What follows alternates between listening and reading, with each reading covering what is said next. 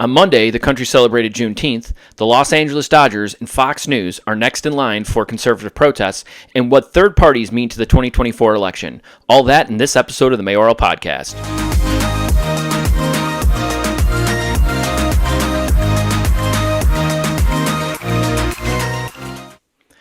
Thank you to everyone for tuning into this episode of the Mayoral Podcast. I'm your host, Matt Mayer. Before getting into today's content, make sure that if you like what you see here today, hit the like button, subscribe, and share with friends and family. They're all free to do and only take the matter of seconds to do. So, first thing I'm going to talk about is Juneteenth. There's some people on the conservative side that think there's a more nefarious meaning behind the celebration of Juneteenth. The way that I view it, and I'll be very quick about this, is that simply, to me, Juneteenth, which, by the way, I really dislike the name. It sounds like a celebrity mashup name, like Brangelina or Bennifer, whatever those names were from the early 2000s. However, I believe that the name derived from the early 1900s, so it was well before celebrity mashup names.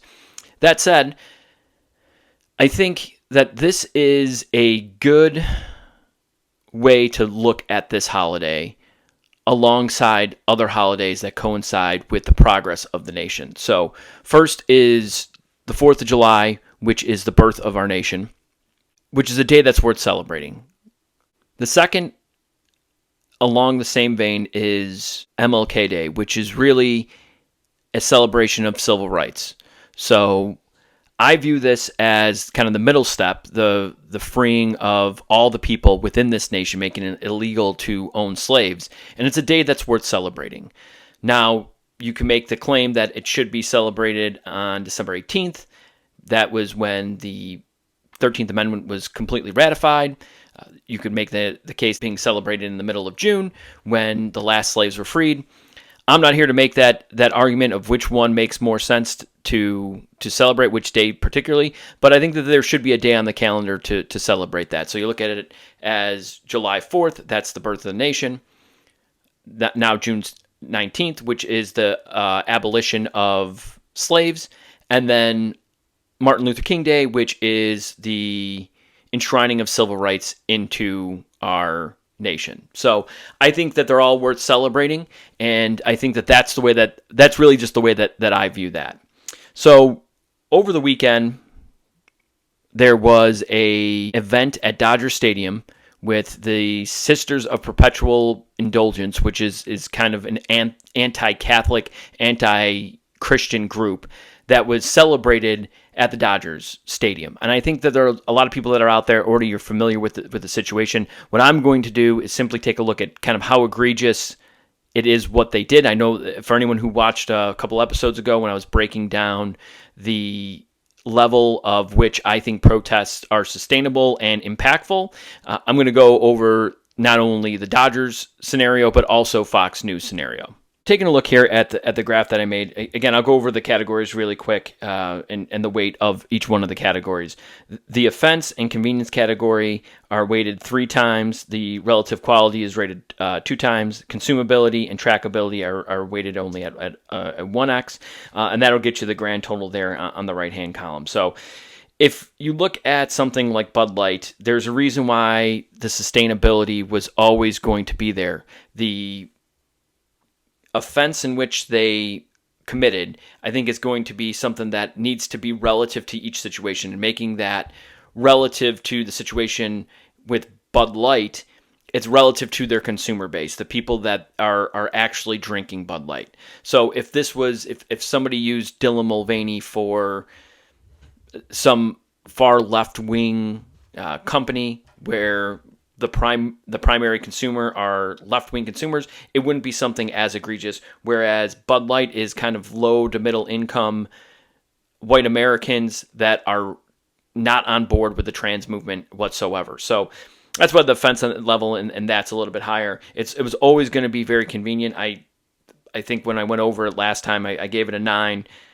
Again, I think that could be as high as a 10. The only reason I put it as a 9 is just because there are certain situations in which you are in a venue and that's all they serve is Bud Light and Budweiser, and there's really no other way to get around it other than just not drinking at all. So now when you look at the Dodgers, the offense is about as egregious as you get.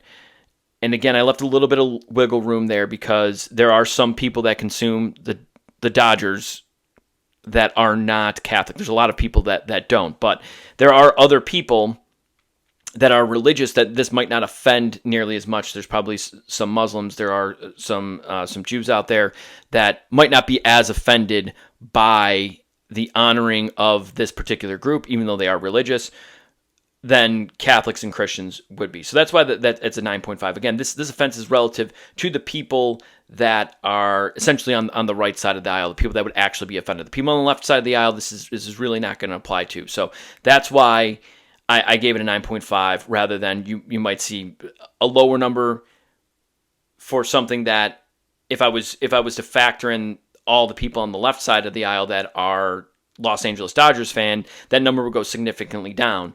But it doesn't need to be every single person to protest a brand to be impactful. That segment of the population, let's say 50% of people that are Dodgers fans are on the right side of the aisle, 50% are on the left side of the aisle. That number doesn't have to be a crazy large number of people protesting for them to really feel the impact. Now, convenience level is a 7. I think that this is one of those scenarios in which you look at the people that actually consume the product. And if you are somebody who watches the Dodgers regularly or attends games or purchases their merchandise, it's not going to be extremely convenient to totally disconnect yourself from your fandom. Now, it's very simple to do. All you have to do is just not watch them. All you have to do is not consume their products. But on the other hand, there's really nowhere else to go, which is why you look at relative quality as a 1. When you're talking about Major League Baseball, if you're a baseball fan and you want to consume pro baseball and you're a Dodgers fan, there's really no equivalent to that particular franchise. Even if you live in LA and you're a lifelong Dodgers fan, you're extremely unlikely to then become an Angels fan. And still, they are part of the MLB umbrella. And that's why I think when it comes to a lot of these professional sports, they become very hard to protest because of the fact that they're all kind of under one umbrella, and if one team is pushing it, even if it's more so than another team, it's going to be hard for you to completely get away from that sport unless you just totally turn off any type of communication or any type of viewership when it comes to those particular sports. So consumability is obviously going to be something that's going to be very high. If you're somebody who pays attention to Major League Baseball and specifically the Dodgers, there's 162 games a year, and even when they're not playing, there's still some media surrounding a team like that. So you're talking about something that's going to be very easy to learn a new habit because you're going to be able to do it very quickly. Now, it's not going to be easy to do. My point is that it's not something like if you're buying a car, I used in my last example a make-believe scenario with Volkswagen, you're not going to change your behavior right then and there because you're unlikely to be buying a Volkswagen car in the near future.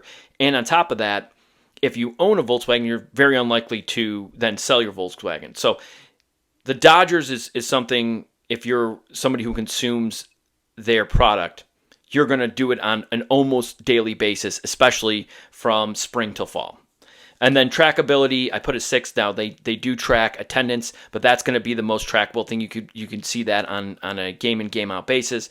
When it comes to sales, that's going to be a little bit more difficult to track, especially when it comes to merchandise. There's so many different platforms that sell it, and compiling all that data just makes it a little bit more cumbersome. So therefore, it wouldn't be as easy to track. So if you look at the total there on the right-hand side, I have it under a 70, and this is really the second time I'm using this graph. I don't think that this is something that is long-term going to be a successful protest. Now, I know that this is out of a possible 100. The lowest you could possibly get is if everything was a 1, you can get a score of a 10. But anything that would even be noteworthy talking about is going to be pretty high on the offense level, which is going to carry a lot of weight. So right off the bat, you're probably talking about something that's going to be just off of the offense level, somewhere in the the mid to high 20s, if not into the 30s, if it's a 10 out of 10 in terms of how offensive it is to their consumer base. So that said, I think the threshold is probably somewhere between 70 and 75 to be something that's going to be worthy of a continued protest, something that's going to continue to engage the people that are protesting the brand and be able to continue to protest the brand based on the convenience and the quality of that particular product. Again, in this case, the quality is going to be very hard to replicate. If you're a baseball fan, you love baseball, you love the Los Angeles Dodgers, there's really nothing else you can turn to that's going to be the same. So it's going to be impossible to replicate. Short of just totally turning off your fandom, it's going to be a lot harder to do. So that's why that the quality is where it is. I don't see the Dodgers as a long-term potential when it comes to a successful protest. Now, Fox News, on the other hand, is a different story. Now, their offense level is, in my opinion, as bad as it gets when it comes to not only what they recently did by letting go of Dan Bongino, a very popular guest host on their show, and then Tucker, who was by far their most popular. They're in the middle of a transition. Now, that's not in and of itself something that they couldn't come back from if they get different talent. But recently, the information that's been passed along to the Daily Wire, I believe Matt Walsh is the one who uncovered this, that Fox News is emailing internal memos showing people how to be more diverse and covering DEI categories and DEI books, things of that nature. And that's really not something that goes along with their consumer base. I think a lot of people that consume Fox News already kind of felt betrayed by their decisions to remove certain personalities from their network. And on top of that, they're trying to silence Tucker Carlson, trying to make him sidelined from now until the beginning of 2025, essentially the next 18 months, the election cycle. And it's not really going well for Fox News in terms of viewerships already. And then this comes along where they're pushing this DEI, which is something that's certainly not a right-wing initiative. It's completely the opposite. And it just slaps people right in the face. Now, the convenience of protesting Fox News, it really just depends on the person that's consuming it. Somebody like myself, who's a millennial, turning off Fox News isn't as difficult as somebody who's maybe a baby boomer. So therefore, even though it's still relatively easy to do, if you're somebody who consumes only cable news, there's really not many other outlets out there. There's some places that don't even carry Newsmax. So if you're looking for alternatives and you're only a cable consumer, like a lot of boomers and older generations, it's going to be a little bit more difficult. So that's why I put it as a 7. If it's for somebody like me and maybe the 50 and younger crowd, they will not only find Newsmax somewhere else if that's what they want to consume, another cable-based network, but there's a lot of other independent media out there that people in that age range tend to gravitate towards anyway, so it makes it a little bit easier. So that's why I kind of split the difference there and put it at a 7. Relative quality, again, this is a 6 because I'm thinking of relative quality just for this specific type of media. So your cable news media. This actually maybe should be a little bit lower because it's a little bit harder to consume conservative news on cable. There's really Fox News and Newsmax, and again, like I said, Newsmax is not as widely available as Fox News. But again, I put the quality in there a little bit higher than maybe it should be. At the same time, that wouldn't really affect the score as much. Now, consumability, again, if you're somebody who consumes Fox News, you're going to watch it every day, pretty much every day, and that's about as frequent as it gets. So if you're somebody who's like, I'm changing my behavior, I can do it right now by switching to Newsmax, by watching independent media stations, whatever it might be. And then trackability is an 8. There's more than just viewership. And viewership is something that you can see on a weekly basis, so it's very trackable.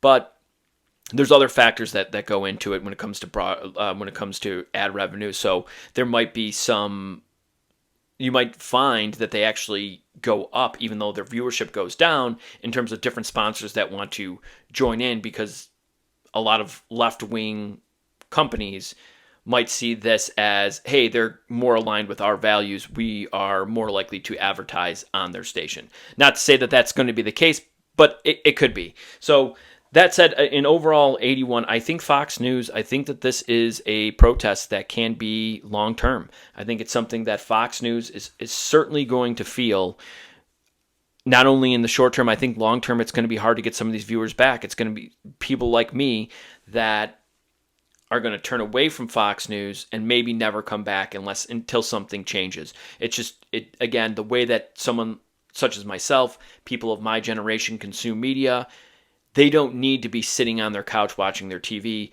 There's a lot of other ways that they can consume media, and that they have consumed media via their smartphones, tablets, and laptops. So I think that this is one of the biggest missteps of everything that I've seen recently. You could see that score higher than anything else other than the Bud Light controversy. And I think the Bud Light one, because of your ability to simply go to a liquor store and grab a different beer in the fridge, makes it so much different. And then there's so many different competitors out there. It just, the convenience alone for the Bud Light protest makes it as about successful of a protest as conservatives can do. Meanwhile, there's some stories that are emerging about third-party candidates and potential third parties in general coming up in the 2024 election, and what they might mean for not only the Republican candidate, but also the Democrat candidate, and do they have a realistic shot of potentially winning the White House? And we're very divided on our politics right now in this country, but there are a lot of people that are looking for a more moderate candidate, and I think that's what the premise of this group is to bring people together and get a candidate that's more in the middle of Joe Biden and Donald Trump, which is right now the most likely scenario is Joe Biden versus Donald Trump. Now, the 2024 election is going to be an interesting one, regardless of who the candidates are, just because of how divided this country is. But throwing a legitimate third party in there could throw an absolute wrench in what we're going to see in the 2024 election, and could certainly swing the election in favor of one candidate or the other. So I'm going to go over a couple of things. I know it's early. We're about 18 months out from the election, 17 months out from the election, but I want to cover certain things with the third party, and then highlight some things in terms of what people are not talking about when it comes to traditional third parties that we see on a year in, year out basis. So I just threw into Google third-party candidates of 2024. You can kind of see the top stories there. I think the biggest takeaways here for me are the headline from Fox News: Dems, anti-Trumpers collaborate to fight third-party efforts. You also see no label candidate from the Washington Post would likely throw the election to Trump. So one of the theories out there, or the most common theories, is that if there were a candidate to run, a legitimate third-party candidate, that would hurt Biden more than it would Trump. Now, I actually tend to agree with that, but I wanted to pull up the last time we actually had a legitimate third candidate, which was the 1992 presidential election, and you see Ross Perot getting about 19% of the popular vote. That actually won the election for Bill Clinton. You can argue that, I know that there's a lot of people out there that argue if it weren't for Perot, George H.W. Bush would have won re-election in 1992. So the most recent example of a legitimate third-party candidate actually hurt the Republicans, but maybe the theory is that a legitimate third-party candidate would hurt the incumbent. But I also think that there's a very loyal segment of the population that will vote for Donald Trump and stick with the Republican Party.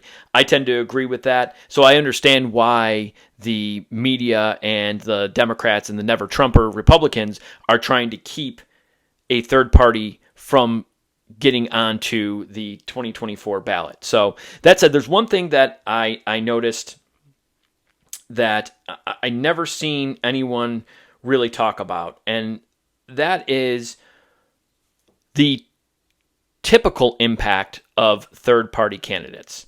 So right here, I'm looking at the results of the 2016 election, and you can see I'm going to highlight a few states, and then I'll pull up the electoral map and show you what the difference would have been if the third party, the left-wing third party, would have gotten as many votes. In a lot of cases, won't even need as many votes as the right-wing third party, which is the Libertarian Party. So the first one you look at here is Maine. The two electoral vote part of Maine. Maine's vote broken into 3 different districts, and there's one that contains 1 electoral vote, two that contain 1 electoral vote, and one that contains 2 electoral votes. So if you look at the Maine with a little cross on it, it shows that Hillary got 357,000, Trump with 335,000. The total difference between those were just over 22,000 in votes. Now, if you look at the third-party candidates and that, you see there's 38,105 for the Libertarian and 14,251 for the Green Party candidate. So the difference there is 23,854, which is more than enough to make up the difference of the 22,100 that Trump lost by. The point in me calling this out is I've not heard any right-wing pundits talk about how do we get not only more people to vote for our candidate, but how do we get other people that otherwise would have no interest in voting for our candidate, how do we get them to not vote for the other guy? And I think this is something that has gone overlooked, and I don't hear anyone talking about. So in 2016, if you had, say, placed some strategic ads in certain areas of that district of Maine, Trump could have won. And all you needed to do was not get those people to switch their vote from Hillary to Trump. You needed to get them to switch their vote from Hillary to the Green Party candidate. Now, that's more likely for the people that are far left of the party. I don't think it would take too much of a financial commitment. I think the people that are more willing to vote for that third party, that Green candidate that aligns more with those politics, are people that are younger and further left in that party.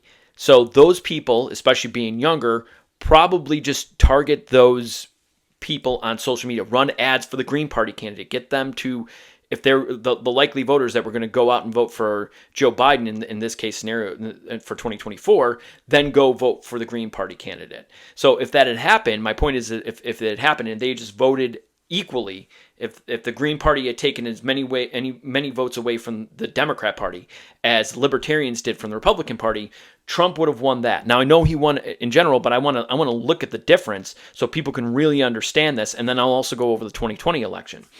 The next state is the state of Minnesota. This one kind of surprised me as well, but the difference in the state of Minnesota was 44,700, so just under 45,000. And the difference between the Libertarian, you'll see there, had almost 213,000 votes, and the Green Party candidate had about 37,000 votes. That's a difference of almost 76,000 votes. That's more than enough to make up the difference of the 45,000 votes that Hillary won Minnesota by. So again, if we don't even need to get the same volume in some of these cases. I know that the main case was pretty much hey, you need to pull exactly that same amount over to the Green Party from the Democrat Party. But in this case, the difference is so great that you only need about 60% more of those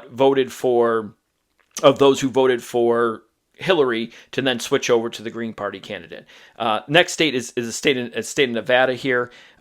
They're not even listed on the ballot, the Green Party candidate. I think that's a big mistake, especially considering that in 2022, the people of Nevada nearly elected a Republican senator and did elect a Republican governor. So it's a fairly close state. It's maybe not the state you spend the most money in, because I really think it boils down to, and I'll go over this a little bit more later, boils down to the 5 states that went for Trump in 2016, that went for Biden in 2020. I think those are the states that really need to be focused on. That said, Nevada was not that much different. So it was a 27,000, roughly a 27,000 vote difference in Nevada in favor of Hillary Clinton. And you can see there that the Libertarian Party candidate got 37,000 and the Green Party candidate wasn't even on the ballot. So that's a difference of there's 10,000 more votes that needed to come away from Hillary and to the Green Party candidate, and Trump wins the state of Nevada. Now, the state of New Hampshire was far and away the closest state. It was less than 3,000 vote difference, and the difference between the Libertarian and the Green Party candidate was 24,000. So again, we're talking only a fraction of those votes need to move over. Now, in 2020, it was a little bit different story, but the point is that in 2016, you would saw a huge difference. Now, noteworthy on here are the state of Colorado, and you'll see it up there. There was a pretty big difference of 36,000 vote difference between Hillary and Trump. However, the difference between the Libertarian and Green Party candidate was 105,000. So I know that that's a pretty big gap to make up. But if you look at it in that terms, if you can pull that 100,000 votes over from the Democrat Party to the Green Party, you're now talking about a state that's in play rather than a state that has been typically out of play over the last few election cycles. And then the other state that really, really surprised me was the state of New Mexico, because the difference there was less than 1,000 votes. So you look at Hillary beats Trump by 65,567, and the Libertarian candidate got 64,662 more votes than the Green Party candidate. That's about 900 vote difference. That's a state that seems completely off the map, but I think if Republicans maybe spent a little more time trying to push the Green Party candidate in certain blue areas that would definitely turn out for the Democrat, you might see that number go up and might be a state that's in play. Again, I'm not necessarily suggesting that New Mexico is one of those states that Republicans focus on. I really think it needs to be those other five. But at the same time, I'm just bringing that to your attention that was a state that would have been pretty damn close, a 900 vote difference, if you took if you gave the exact same number of votes to the Green Party candidate in New Mexico as the Libertarian Party candidate, and those votes coming from the Democrat Party, in this case Hillary Clinton. So what does that look like in a electoral map here? So this is the 2016 electoral map. Again, Colorado and New Mexico were close, but they weren't ultimately a win for the Republicans if you were to switch things up like that. So, and I thought this was an interactive map. It is. Okay. So you switch the state of Minnesota. That's one of them. I'm trying to switch the state of Maine, but I might have to go down here. Oh, I got to go down here. Okay. So we switch this from Republican gets 3, Democrat gets 2, or I'm sorry, gets 1 in the state of Maine. And we'll do that. And then we have to hit the refresh button on that, and that'll update it here. So then you see Maine's got 3 for red, 1 for blue.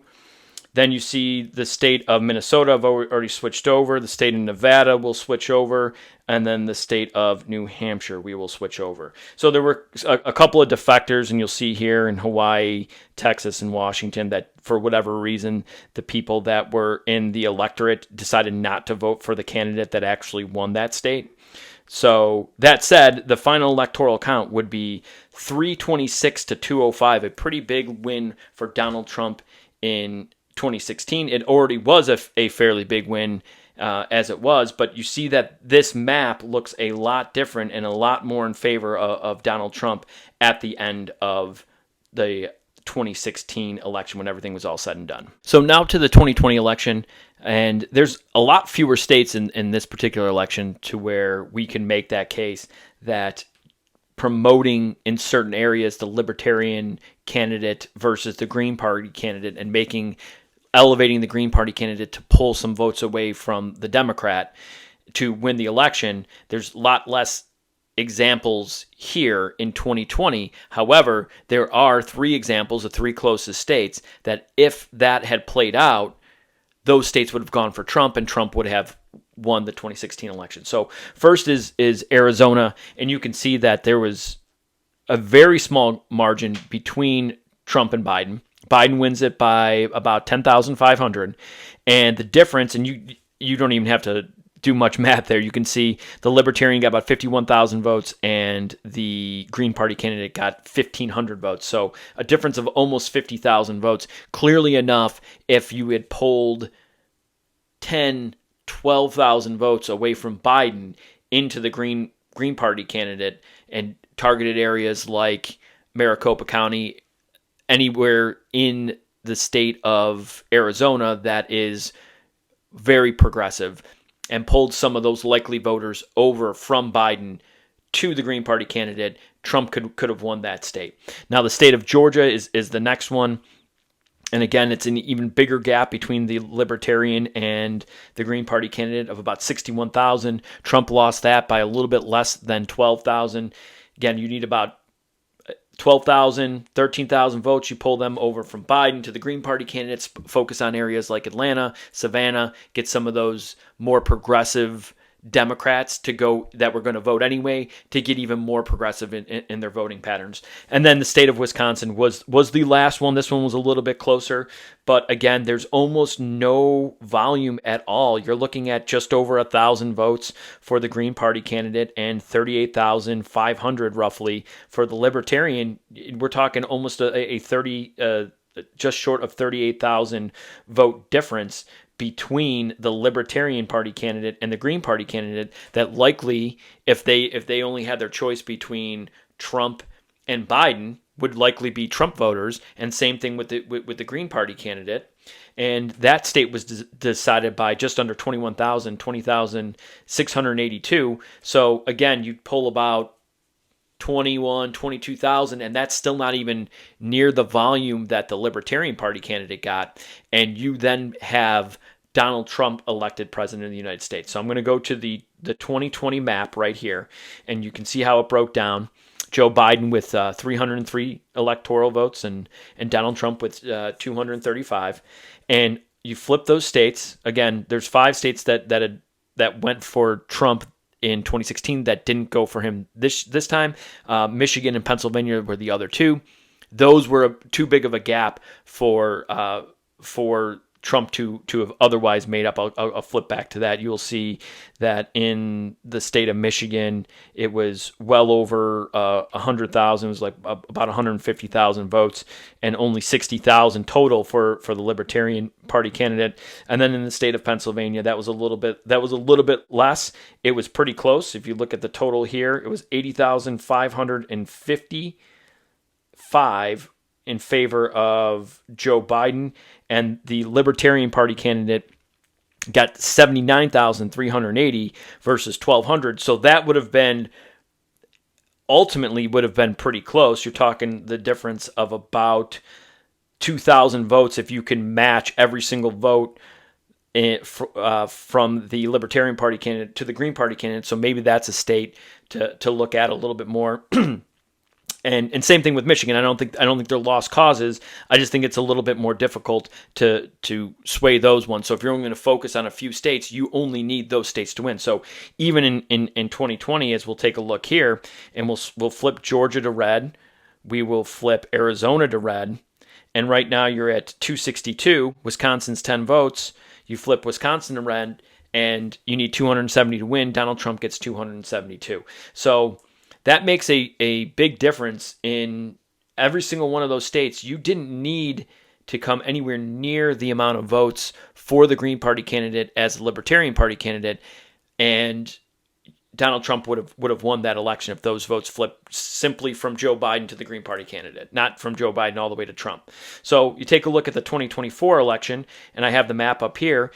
And leaving every state that went for Trump in 2016 and went for Hillary in 2016 as well, leaving those the same. And then the 5 states that did not go for Trump in 2020, that did go for him in 2016, you got Arizona, Georgia, Wisconsin, Michigan, and Pennsylvania, as I previously mentioned.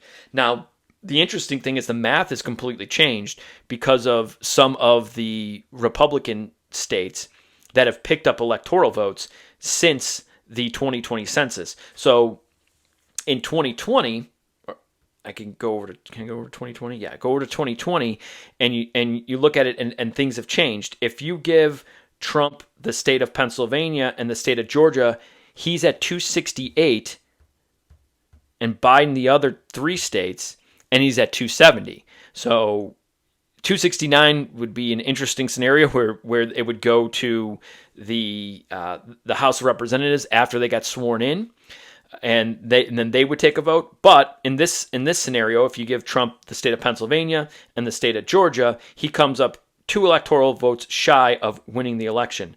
Now, if you flip that just to 2024 and you keep the states the same, you'll see that the state of Pennsylvania, even though it's less electoral votes, you give him Pennsylvania and Georgia because Texas picked up votes and Florida picked up votes and some of the blue states lost some votes.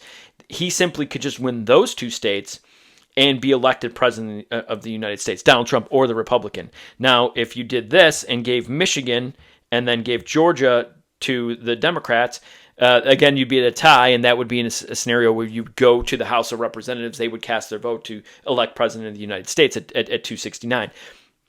But I think the most likely scenario here is that Michigan and Pennsylvania stay blue because they were the bluest of those states in 2020.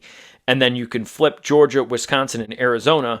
Again, the difference between those 3 states combined was less than 45,000 votes. So that's where I think that there's an opportunity, the biggest opportunity for Republicans to potentially take back the White House is to focus on those 5 states, specifically Arizona, Wisconsin, and Georgia, in the liberal areas, and not only try to in their areas run ads and try to get their voters out to vote, but try to convince some of these extremely liberal people to vote for the Green Party. Because again, ultimately, it's just who has the most votes in the end, and sometimes it's literally just as good to get one of your voters out than take one of Joe Biden's voters and put them in a different category into the Green Party vote.